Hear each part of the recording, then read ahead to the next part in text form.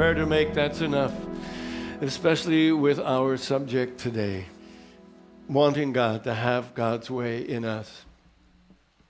I'm wondering if we all really know, have a clue of how powerful we are as individuals. That power comes from the fact that we were created in the image and the likeness of God.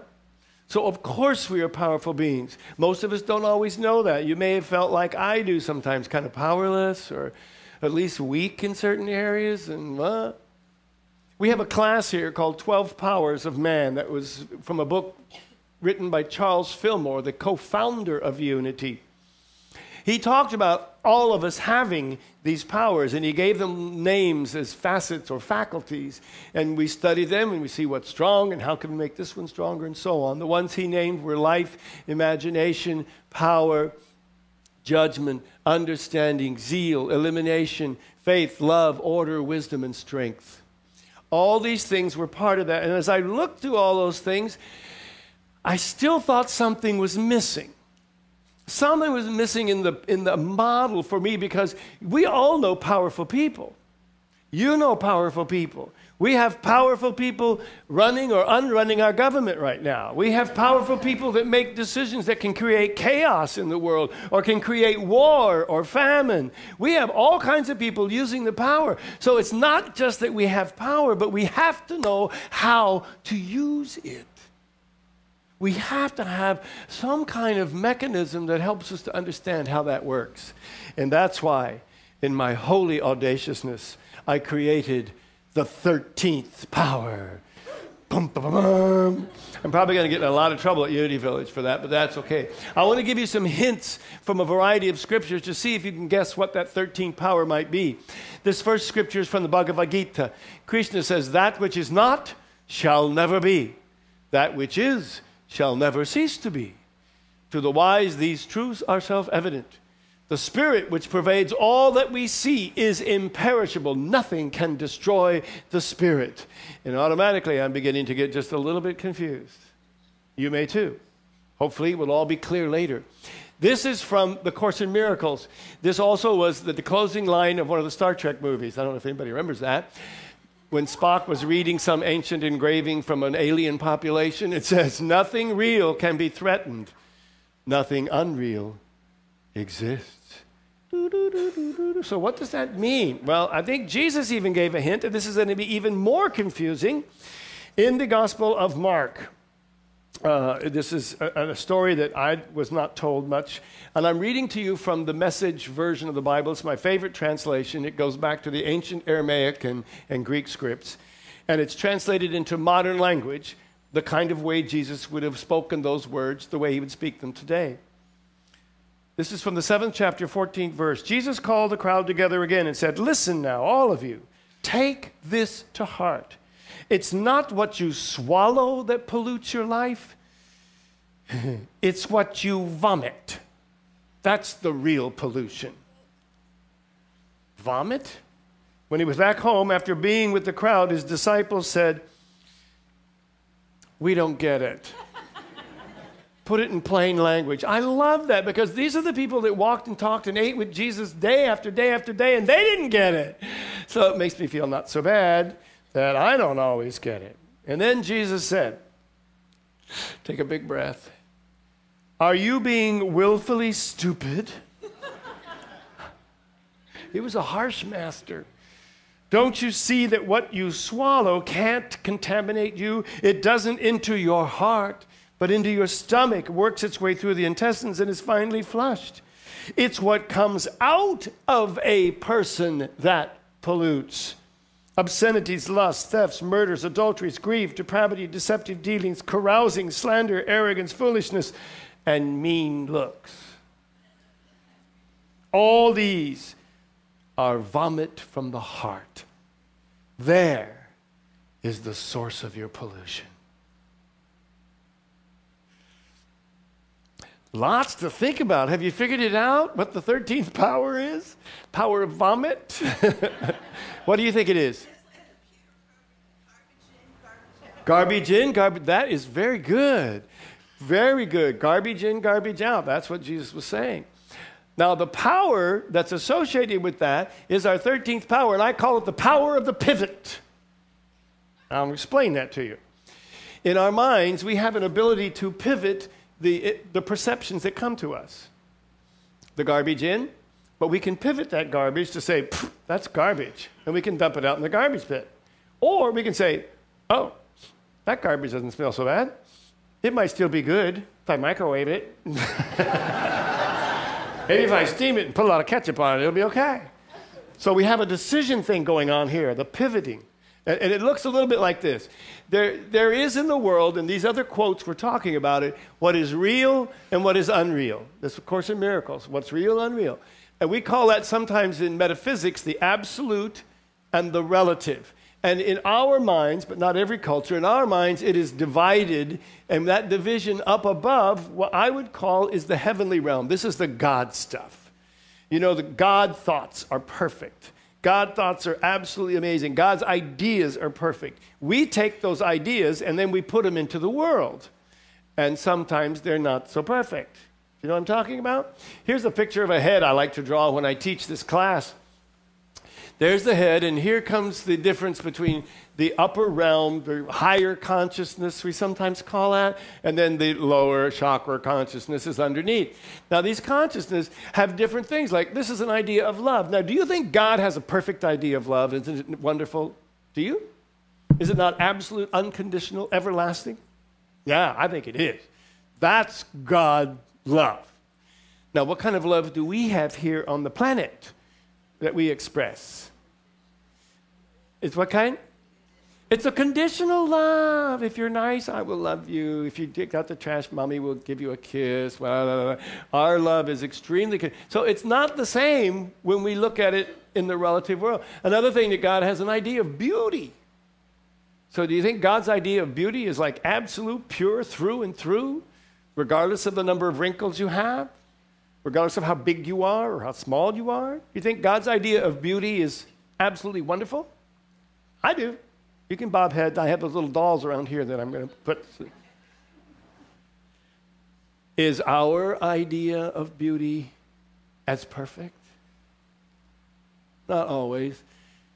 This one I picked because I didn't have the word for it, but it's kind of like when everything in your life is fitting together perfect. You know, it's kind of like wholeness, peace. You feel peace because all the parts are there. We in our world, if we would keep looking up at those ideas, we would have a clear idea. But we generally look in the relative world, and so things turn out different. Sometimes love looks like this to people. I don't have to explain it. Sometimes peace looks like this. If I only have enough money, I'll be at peace. I won't have any worries if I just have money. And beauty sometimes looks like this. You really can't see it, but she's having every treatment known to her face. Everything she's having done. Because our idea often is very conditional. So what I want you to understand is the power of pivot takes place right up here. We have these divine ideas of love. But then when we look out into the world, they get shifted. That's the pivot. So we have a divine idea of what power is. God has a beautiful idea of power, but we can be into the relative world and we use it for the negative thing. Now, you know me, I love to do show and tell. Props, right? Well, this week I'm going to show you what happens when a prop goes bad. I mean, really bad. I wasn't even going to show it to you, except it was so bad, I had to show it to you. I'm going to have my lovely assistant, Anne. Okay, this is the prop. Go ahead, Anne, and put it on. There we go. Now, if you can see here, you see an eyeball. Our intern made that. And it's supposed to be coming from her third eye. You know, the eye of wisdom up here. This is the eye that's connected to the pivot thing. So if you'll turn this way, I can demonstrate really clearly. So certain things we see, we pivot up. Up into the God realm, and we look up there and we see it. Because here, life is perception, folks. You understand that? Life happens here. It doesn't happen out there. It happens in here. So if she's looking up, you're seeing God things, aren't you? And what does it say it again? It's wonderful. I know.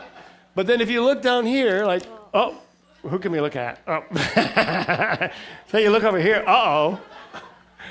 You understand? It was a stupid idea. I know, but thank you, Ann. That's so lovely.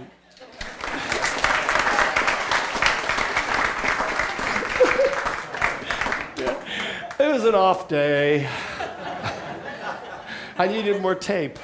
Obviously, that would have fixed it. You say, I'm not sure I really understand what you're talking about, how that works. Jesus told an amazing story once about how that works. It's called the story of the Good Samaritan. Are you familiar with the Good Samaritan story? You may know some of it.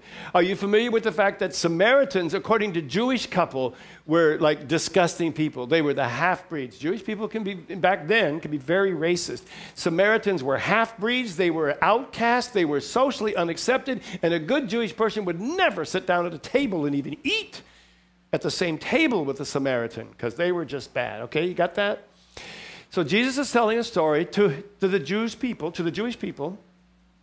and he says there's this man, and some thieves fell upon him, and he got all beat up, and he was laying by the side of the road.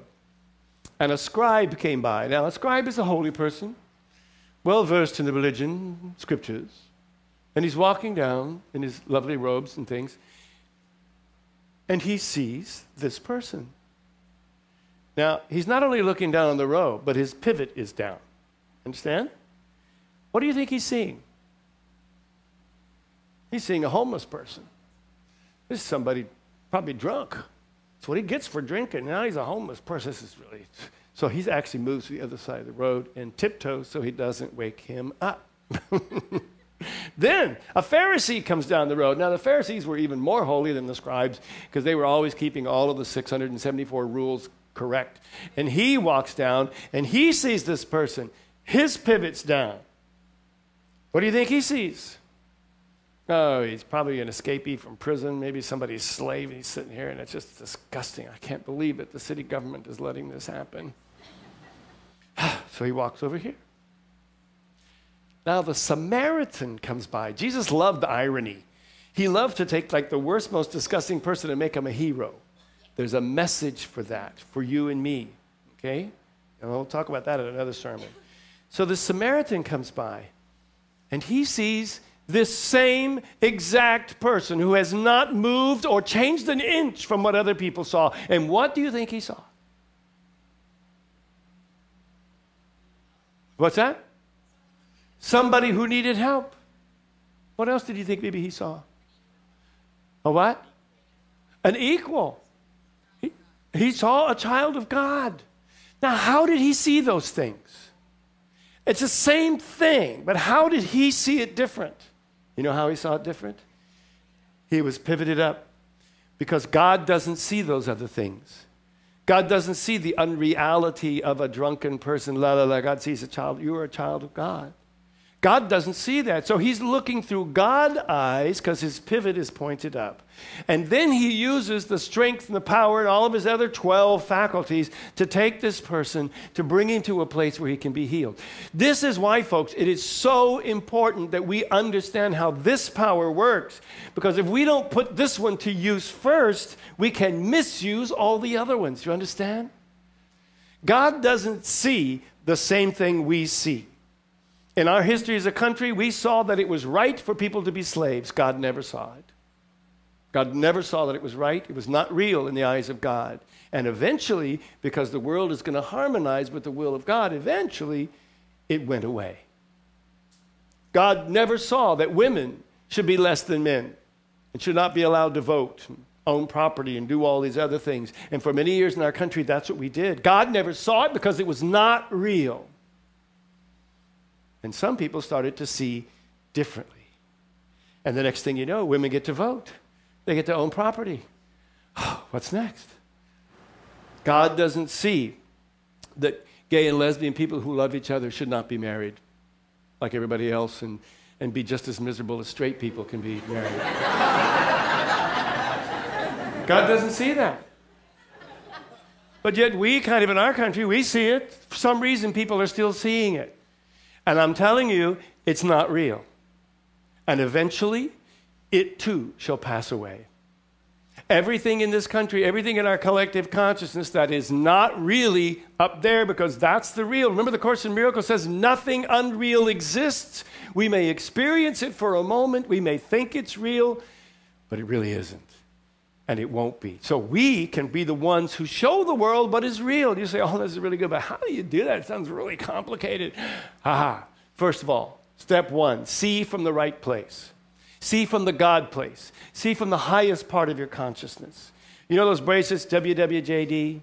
What would Jesus do? Change it. WWGS. What would God see? What would God see? When God's walking down that road and he sees this person on the side, he doesn't see the homeless person, the drunk, the escaped slave or prisoner. He sees a child of God who is in need, who is just like everyone else. So we need to see, check out where we're looking from that place or something else. Look in the right direction then. So if we see something that doesn't look right, it doesn't feel good, we have to change the direction. Course in Miracles gives a really simple recipe for that. It just says when you're confronted with those things, say to yourself, there is another way to see this. There is another way to see this. I don't know what it is, but right now I'm seeing it pretty awful. Right now, I can't help it. I'm seeing a homeless drunk on the street. There is another way to see this. Claim that, and that's where God and you together can do it. And the last one is use the right light. When I grew up, this was the light. Whatever this said, this is what we had to do. And there's also people who had their lights and spoke quite loudly and proudly about what their things are concerned. Let me tell you a little secret about this book. It's a wonderful book. I'll tell you something Jesus never said. He said, I'm going to be dying soon, but when I leave, I'm going to give you this book called a Bible, and it will teach you all things. How many know that that's not true? What did he say he was going to give? The Spirit. I'm going to give you the Holy Spirit that will teach you all things. This isn't the light. There is light here, but the real light is the Spirit of God in you that will teach you. So if we're starting to have trouble with seeing what we're supposed to see, we ask God to show us the light. Show me another way to see this. Let me see it with God's eyes. And then what we see will become real. That's how we change the world. That's why this power of pivoting is so important. You got it? I gave you a little card in your bulletin this morning. It's what I want you to remember. You can carry it around your wallet, stick it on your friend's forehead, wherever it might be seen frequently. It says, I see what is real. It's an affirmation. It may not be always true, but that's what we're claiming. I see what is real. I see the God things. I see what is real. Can you say it with me? Let's do it together. I see what is real. Let's do it again. I see what is real. So you're walking down Waikiki at early in the morning like I do, and you see all these people sleeping in their rags on the side of the sidewalk. What are you going to say? I see what is real. When you watch the news and you see all this silliness that's going on in different parts of the world, including our own, what can you say? I see what is real. It may be hard, but you and God can do it. I invite you to close your eyes with me for just a moment, please. It begins with a commitment from you to actually see differently, to use this power of a pivot in your mind, to direct attention away from the relative world, the things that we have created that are sometimes so deeply flawed, and to see them with eyes that are God's eyes and are so deeply real. In these quiet moments, I invite you to think about that commitment as we come to God together in the sacred and holy silence.